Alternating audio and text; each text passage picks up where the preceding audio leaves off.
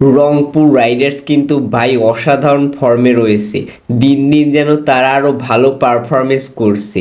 পরপর 8টি ম্যাচ জিতেছে রংপুর রাইডার্স, মাত্র 165 রানের টার্গেট দিয়েও চট্টগ্রাম কিংসের বিপক্ষে অসাধারণ পারফরমেন্স করেছে রংপুর রাইডার্স।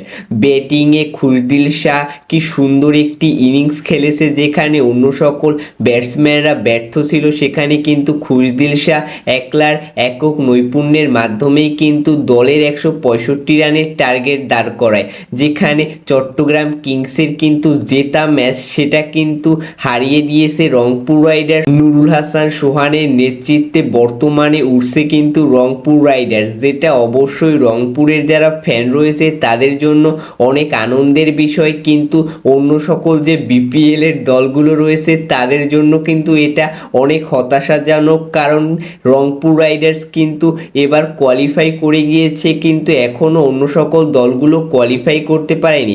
কিন্তু আমার যেটা মনে হচ্ছে যে এদের অবস্থা হবে সিলেট স্ট্রাইকার্সের মতো। এই যে বিপিএল এর আগের বিপিএলে কিন্তু সিলেট স্ট্রাইকার্সও ফাইনালে গেছে, কিন্তু যাই সেখানে কিন্তু কুমিল্লার কাছে হেরে গেছিল।